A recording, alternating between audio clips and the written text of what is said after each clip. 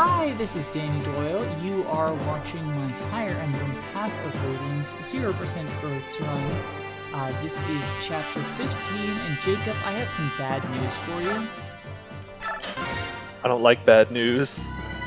The bad news is I actually have better memory than you thought I would. So I'm going to turn off animations. Ah! Wait, where are they?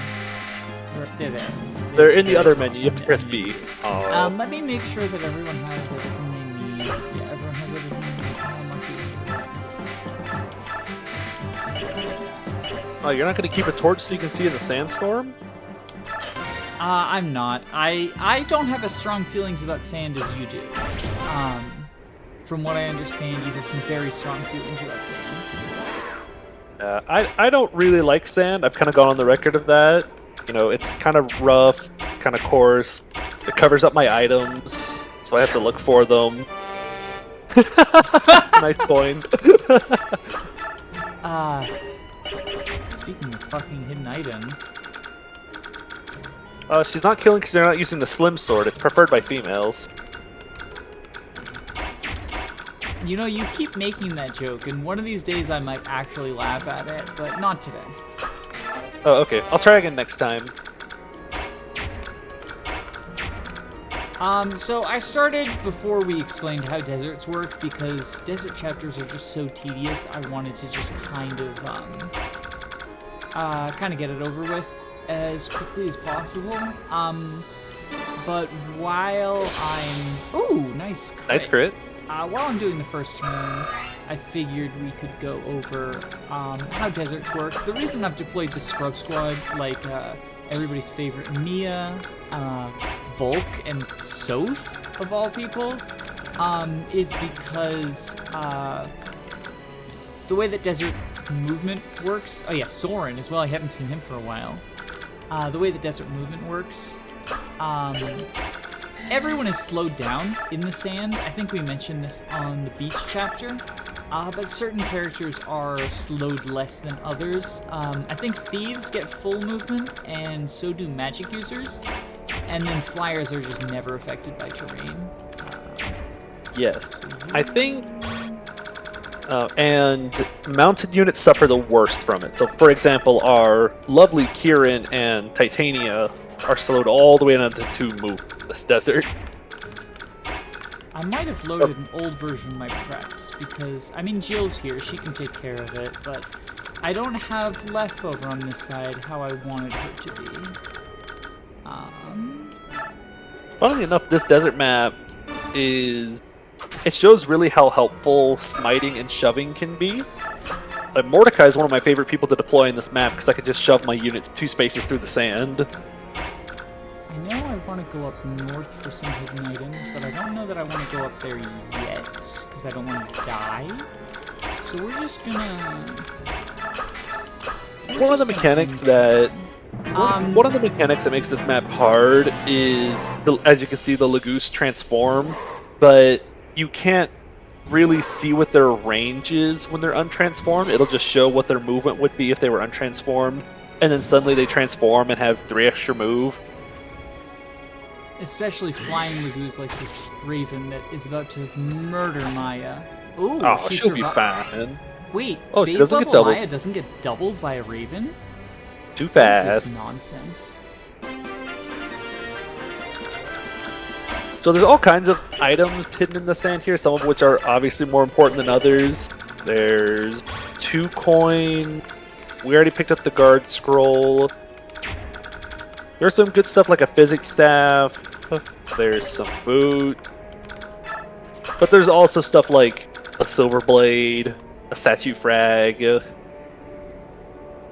And the reason I'm pausing occasionally is I am a dirty, filthy, rotten cheater. I'm a fake gamer, so I have the desert map pulled up in another window, rather than just like taking a chance that maybe I will step on the tile where all the hidden items are.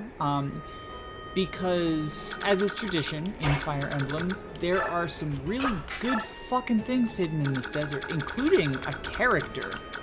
Someone's hiding in the sand? Yeah, we need to help him. He's kind of... You mentioned you were... Ooh, not, not the best performance. You were mentioning that's- that you thought he might be sort of a secret character, almost, because of just how hidden he is. He, much like desert items where you can step on a square to have a hidden item appear, he will appear if you step on a specific square, but you have to step on, as opposed to it being an entire area, like the guard scroll and the coin that I got earlier, there's a whole, like the guard scrolls, this whole strip, the coin's like a big square here. These aren't exactly where they are. I don't have the thing pulled up at the moment.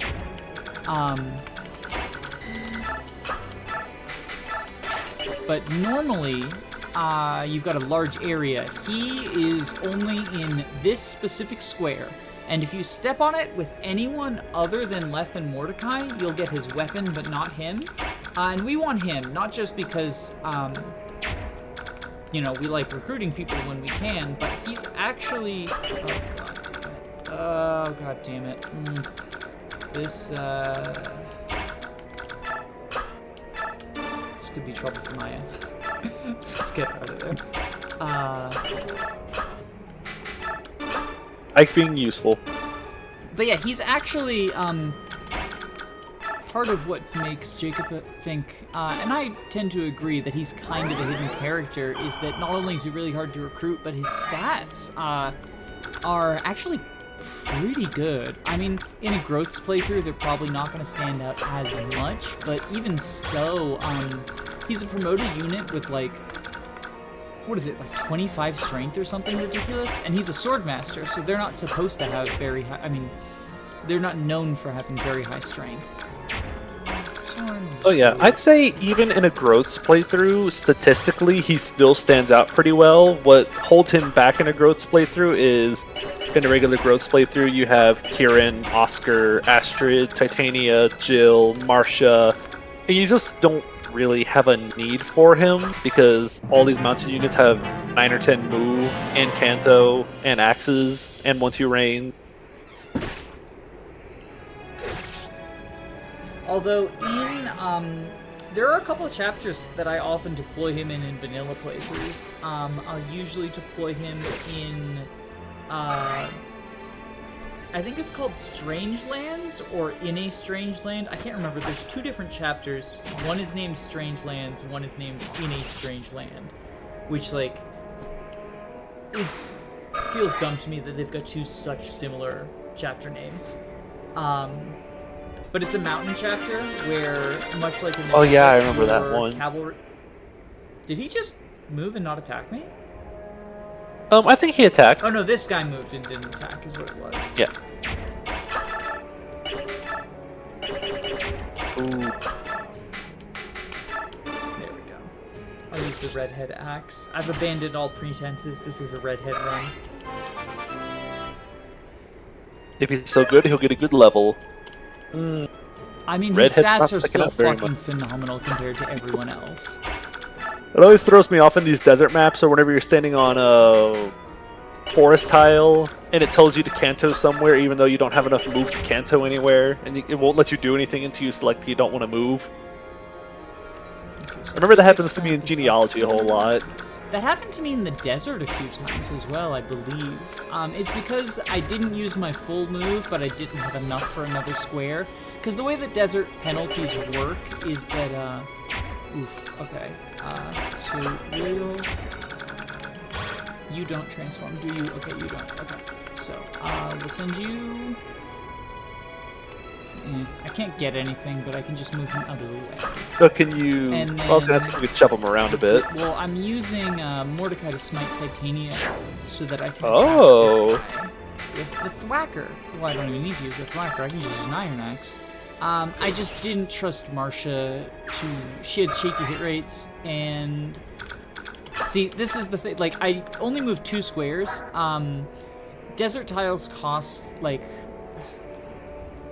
I mean, I guess they probably cost like 4 for cavalry, but I think they cost 4. Yeah, they must cost 4 for cavalry, so I used up 8 of my 9 movement, so the game detects you haven't used your full movement, you must be able to Kanto. And asks you where you want to Kanto. I think it costs 5 for unpromoted cavalry because they only have 1 move in the desert, and it's awful. No, it's just that unpromoted cavalry have, well, no, unpromoted cavalry have 8 move, don't they?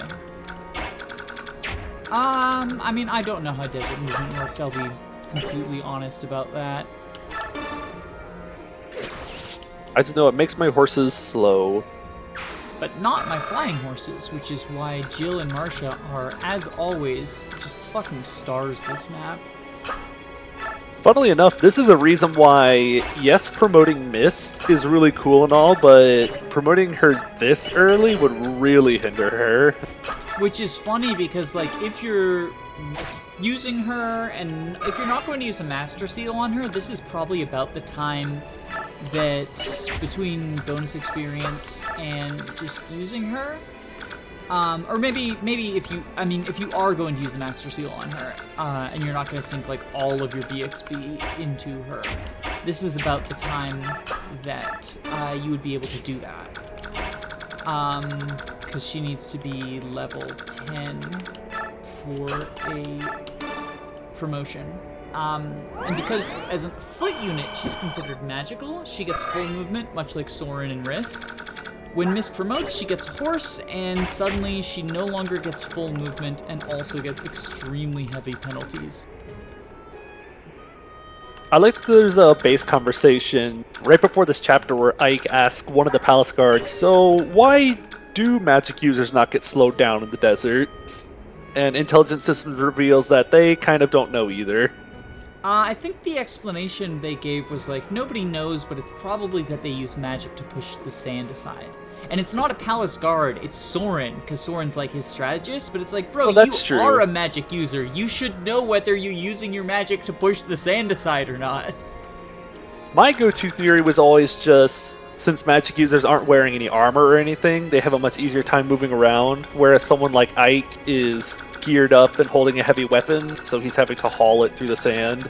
I believe I'll be getting something around I think that's the point. Yeah, that's the the silver blade. blade. It's not a very good somethings, but it is a something.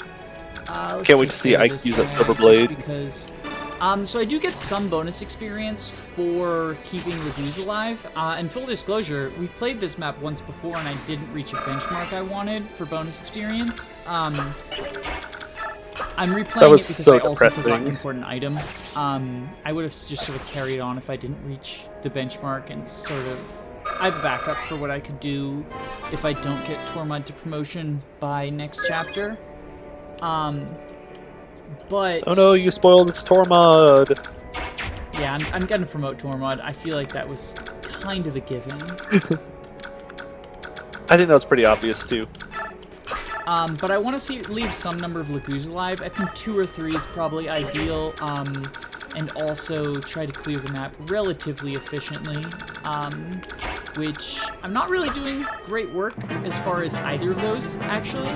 I know the guy in the bottom right corner should be fairly easy to keep alive. I do need to send Volk down there to get a statue frag, or Volk or Soth, because thieves, so anyone can pick up desert items, but thieves have a 100% chance, whereas everyone else, it just sort of rolls the dice and sees, okay, you get it or you don't.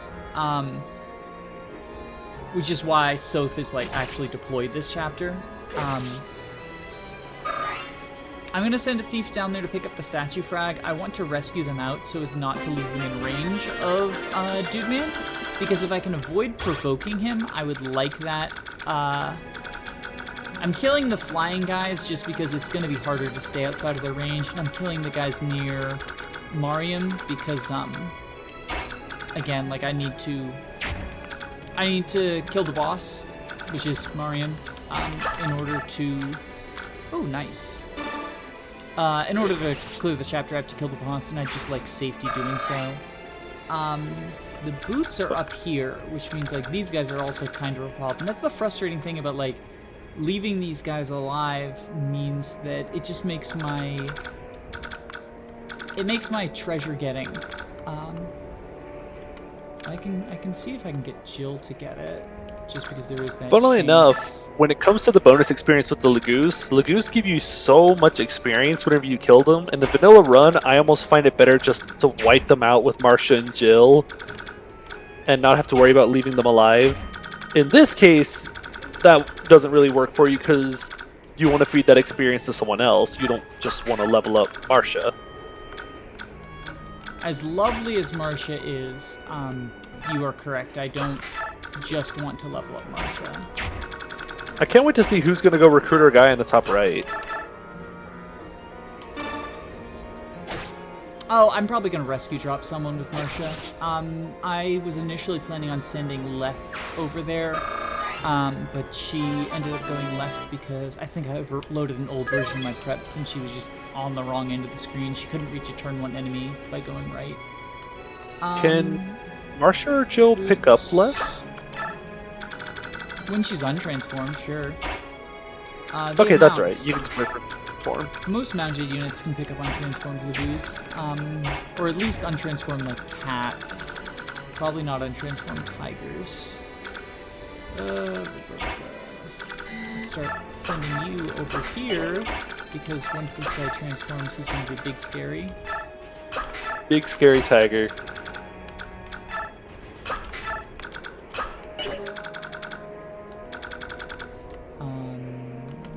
Shine is here, but like not interested in putting Soth in death range.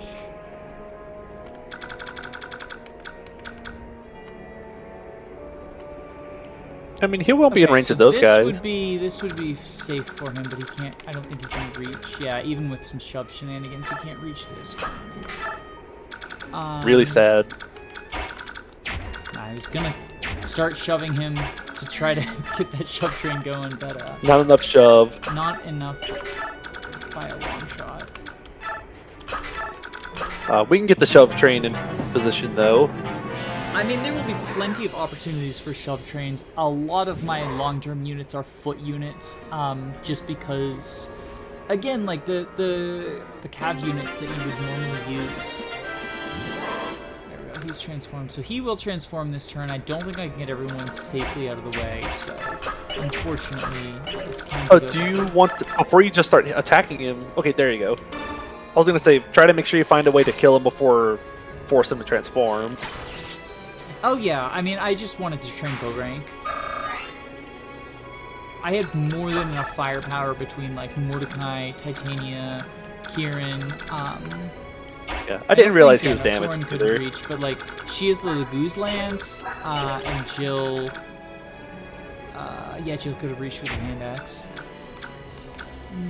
Yeah, at least transformation isn't like resolve where it can trigger mid-combat. So you look at the combat screen and go, oh, I doubled this guy. And then the boss triggers resolve and suddenly he doubles you in return. Oh, could you imagine? Yeah, never seen that happen before, of course. Not in this game. Probably not going to happen in this run. Yeah, because he'll be doubling you before he hits resolve. Yeah, look at that. Look at Wow. that absolute unit. For those not in the know, I recruit this character by killing him. I'm very excited. So funny that in a vanilla playthrough, Lagoose are kind of good early on, but because they're not Kanto 1-2 range forged weapon machines, they just don't hold up to the long term, but you're going to need the Lagoose in the late game. I would argue that the other reason that they don't hold up especially well, okay, Volk can go get the physics staff. Very nice. And rescue. I would argue that the other reason that they don't hold up especially well is, just the way that transformation works. You know, I think it's a really cool mechanic. I thought it was cool as a kid, and I continue to think that as allegedly an adult. But it is just... I mean, being locked to one range is bad. Now think about being locked to one range, and also you can only attack half the time. Like, not only do you not get a player phase, or not get an enemy phase, but you miss out on a lot of player phases as well. I don't usually run into that issue, mostly because I don't. But then again, I don't use Lagoos past a certain chapter anyway. So by the time I would get into longer chapters where someone like Left could untransform, I either already have the demi band. Oh, that miss sucked. Or I just end up finishing the map before she untransforms. Yeah, and I mean the demi band is good just because it stops you from untransforming, but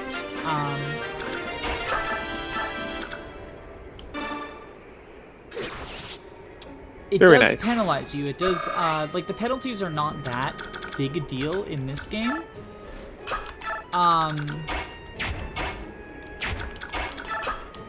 There we go. This is kind of like Rissa's healing. The penalties aren't that big of a deal in this game, because they're only, like... I believe in both this game and Radiant Dawn, they are half of your transformation bonuses, but in Radiant Dawn, your transformation bonuses are just so much bigger. Yeah, if you go over to Mordecai, Mordecai and Moarim are the same class, quote-unquote, right? They're both tigers? Yes. Well, first, we have to make sure we go get the boots. Definitely don't want to forget about those. Okay, so I can... You hurt shove? Yep. There we go. More shoves. Lots of shoves. Love shoving so much. Okay. And I love the Statue boots so much. Frag is down here. Yeah, it's pretty close to him, but no doubt you could rescue him out. Yeah, that's why I'm sending both Marcia and Thief. Meanwhile, Catgirl's about to untransform. I don't think... Yeah, I can't shove her.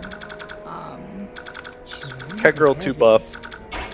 I like to think of that as the same way that, like, they give, what is it, 20 con to Nils in the chapter in FE6 where he's unconscious and you're not supposed to move him. I like to think that Lex con isn't that she's actually heavy, but that much like my pet cats, everyone's afraid to touch her because she will go buck wild if... Oh no! Oh no! You went aggro! I didn't want to aggro you, and you take so long before you untransform. That's okay. This just got a little bit what I'll do awkward. is... I guess you could go up, but are you going to go into the Yeah, Lagoose that's my range up plan. top? Oh, yeah, the Raven. Oh, I'm almost certainly, yeah, I'm in the Raven range. Marshall might be dead, because she's, like, rescuing the dude. Oh, my god. Yeah, Ugh. have speed. This was a bad idea. This was an ill-advised plan. Yeah, she most definitely gets doubled, most likely. I mean, she has... I mean, she's supposed to be fast, but she hasn't grown at all since her joining chapter. She's 13 speed. Yeah, she's slower than God, Jill. 6 speed. 13 Well, speed, 6 speed because of the rescue. Takes 7 twice, though. She only takes 7 damage from him.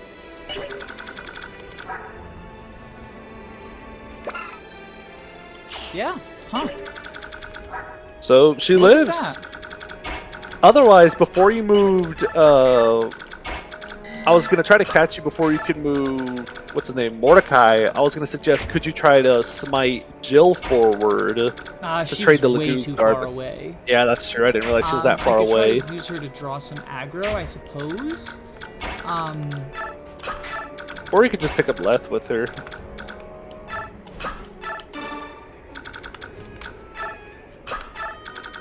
Oh, how funny is that? She actually lives. For some reason, I thought he would have done way more. Maybe, actually, no. Maybe I was just expecting Marcia to have less defense. These guys are pretty close to untransformed. It's like 2 more turns. We will go ahead and... Well, it's more important to get staff rank on the wrist. Well, you can't reach without a shove, which, luckily, has. All these 2 and 3 move units. What am I playing? Fire Emblem Heroes? You're playing Heroes, Exposed. I would never. You get out of here. I had my fun with heroes back in what year did it come out? 2017 or something like that. I had my fun with it for a year and a half or so, and then I just kind of said, "Wait a second, what am I doing again?" And then put it down.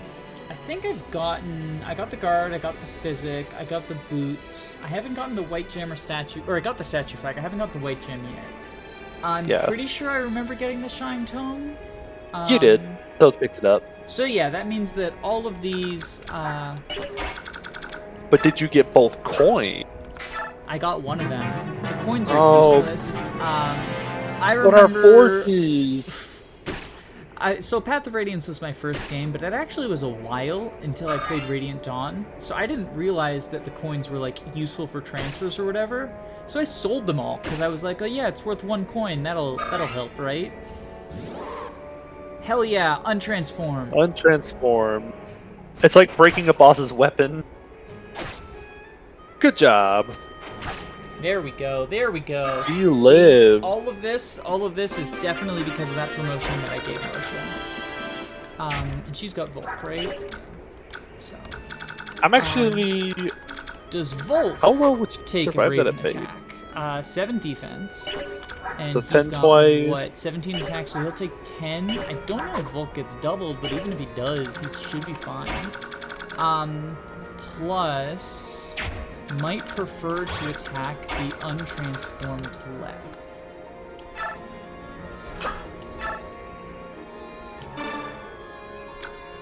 So I just looked it up. That Raven has 17 attack, correct? Yes. Marcia has 8 defense at base, so she would take 9 damage. Oh, so he's going to attack her now, but she doesn't get doubled anymore, so she'll only take 7 and she'll be fine. Okay, that's good. Yeah, looking it up, even a base level. Ready for the heal. Well, is he? Because he'll lose 1 gauge per turn, plus 2 for combat. I probably just have to kill him. I mean, if I don't kill him in retaliation, I've got the wing spear equipped anyway. Unless, do you think he'll attack? This guy's about to untransform too, so we can like run over here. Mist is entirely safe now. Oh, but I can't reach. Oh no. I mean, I could do this, and then just rescue with a cav.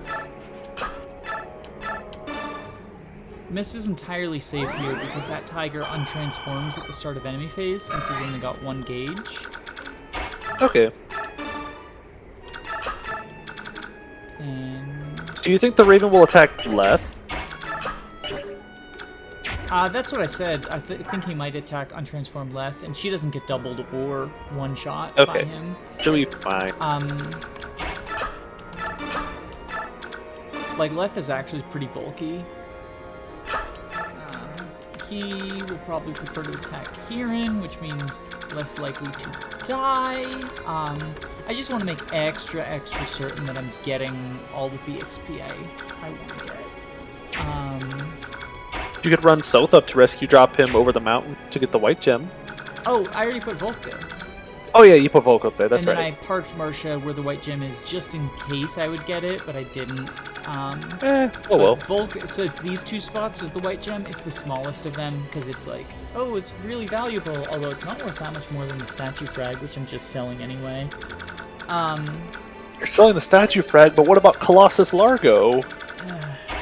I've considered it for the animations. Like, I think the only good the statue frags are ever for is if you feed both of them to Boyd, you can do funny Colossus meme. I don't know what you're talking about. I think the only good the statue frags are for is if you feed both of them to the merchants, you can do funny forge memes. Like having a redhead axe, or the thwacker, or the jiller axe. Or if you're... Oh, he's in healing honorary. That's wonderful, though, because he's going to stay down there in that corner now. And that means he's probably going to stay alive.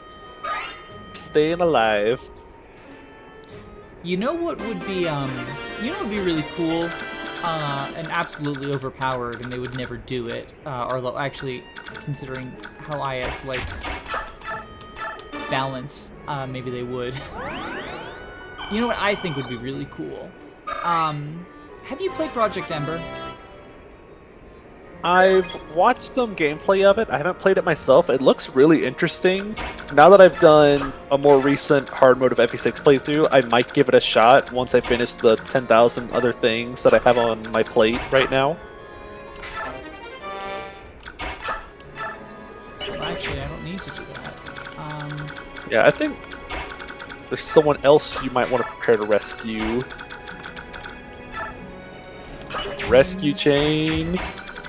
Not so much rescue chain as like both of them are going to be fighting the boss. I want to kill him as quickly as possible.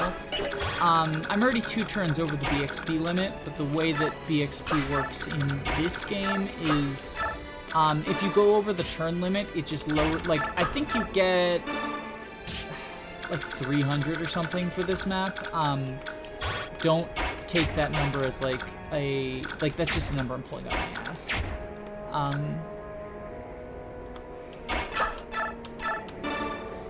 But if you get like 300 for this thing or whatever, for clearing it in 7 turns, instead of just not getting that immediately.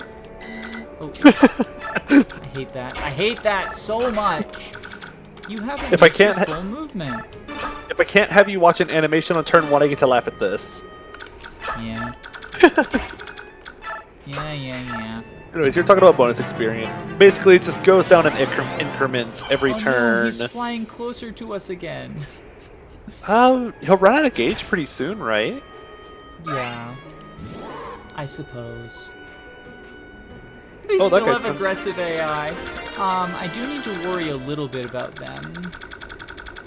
It reminds me a bit of those priests in the desert in FE6 that keep their aggressive AI after they use up their status stabs. They just run at you with men stabs menacingly.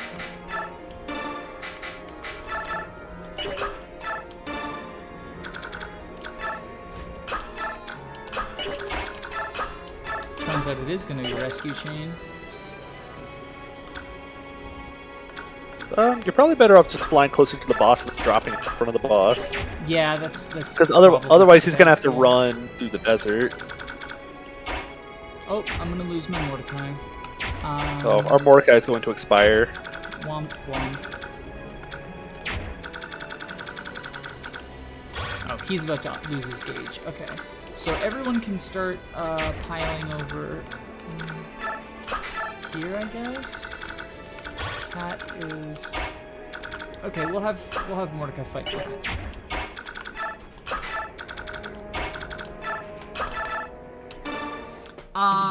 So yeah, instead of losing, like, if you're making 300 for clearing it in turn 7, instead of just losing all that, if you take 8 turns, instead they say, like, oh, you lose 30 per turn over that. So that's why I still want to clear efficiently so that I can get, Hey, you want to see something?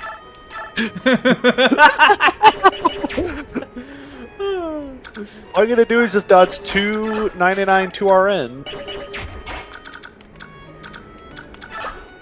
So are we gonna talk about funny Star Sword Man, or are we just gonna let him ride in Jill's backpack? We'll talk about him. But yeah, I still want to clear efficient. I still want to do efficient clears, just to get some more bonus experience. Let's talk about our super special hidden secret character, Stefan.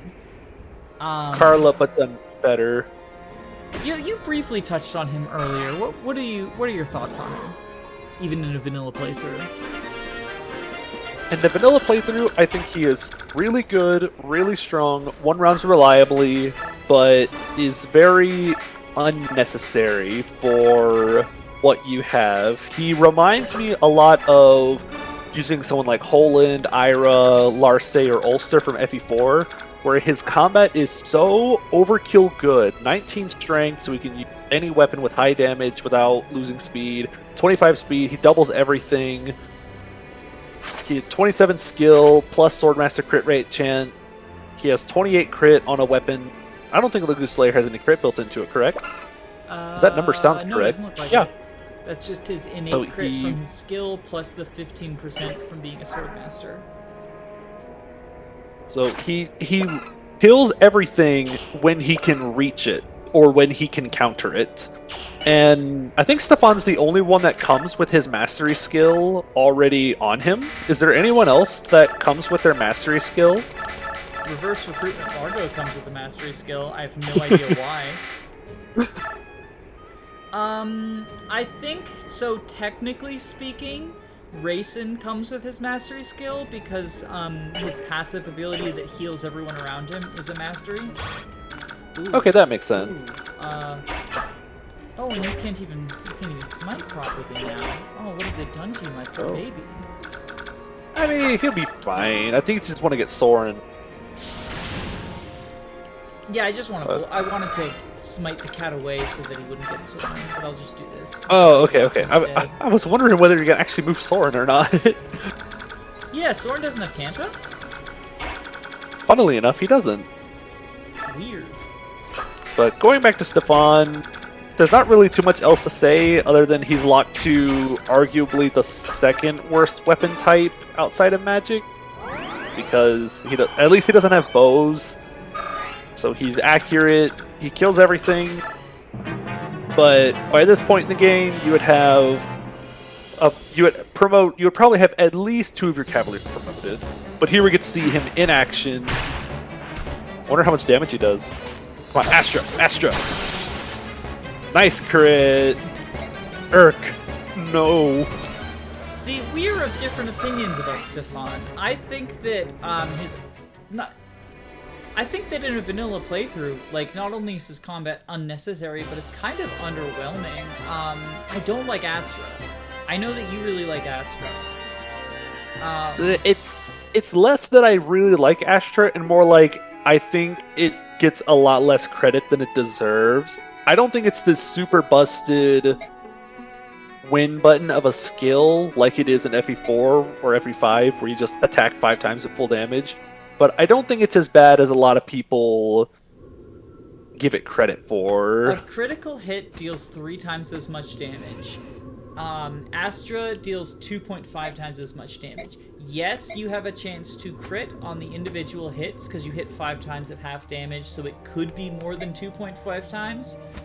But you also spend 5 weapon uses, so if you're using a weapon that you would put on a powerful combat unit like Stefan, you're expending 5 uses of that. Like, he comes with the Vague Kadi, which is the S-rank sword in this game. And, I mean, it's kind of a meme, but he'll burn through uses of it by proccing Astra. And it's just like... I don't like Astra. True. I think it's not... Like, some people say immediately take it off of him because he'll waste weapon uses. I don't think it's that bad, but I would rather just have a bonus crit chance, because that's functionally what it is. Like, with a Swordmaster, especially a high strength one, which he is 19. I thought it was 25. I got his speed and strength mixed up, but still, 19's nothing to scoff at, especially in 0%. A crit is basically going to mean a kill, especially if you double. So Astra is also basically going to mean kill. It kind of just increases his crit chance. Like, it would be much better of a skill if it just said gain skill X2 chance to crit when you wouldn't otherwise. I don't like that. Makes sense. It does suck that it burns up some weapon uses whenever you otherwise would have killed. I've heard the example of if an enemy has 15 HP and you're going to do 10 damage to him, you can either kill him in 2 attacks, or if you proc Astra, you kill him in 3 attacks, technically. Mm-hmm. But I think if you're using a more generic weapon, like a steel sword, or something cheaper, I don't think it's too big of an issue. Again, I don't think it's this super good... Stefan instantly beats the game and 1 round's the final boss with it or something, but... I think it can be useful in times where it goes off and you say, yes, now I have the extra damage. I mean, I won't lie. He's the first unit we've recruited that I am 100% certain is being deployed on the endgame map. I think Stefan... see a deployment slot in every map from here until the end, with like maybe a couple of possible exceptions, but I can't even think of what they would be. I know, like, there's some maps where I'm going to be undeploying good units to deploy bad units who have a specific job to do, but... I don't know that I'll ever be undeploying Stefan for more than like a single map in a row.